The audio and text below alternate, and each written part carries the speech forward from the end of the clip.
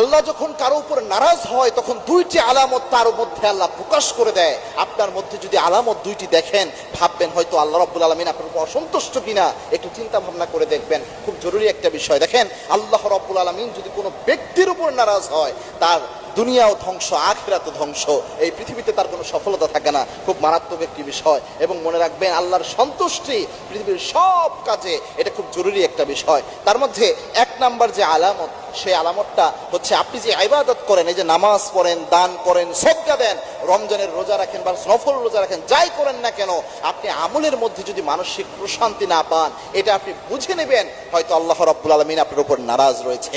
কারণ আল্লাহর হাবিব সাল্লাল্লাহু আলাইহি ওয়াসাল্লামের হাদিস হচ্ছে, আল্লাহ যখন কোনো ব্যক্তির উপর সন্তুষ্ট থাকেন, তাকে আল্লাহ রাব্বুল আলামিন যে কয়টা নিয়ামত দান করেন, তার মধ্যে একটা নিয়ামত হচ্ছে ইবাদত করলে ইবাদতের মধ্যে একটা অন্যরকম প্রশান্তি, মানসিক শান্তি আল্লাহ তারে দিয়ে দেয়। আল্লাহু আকবার।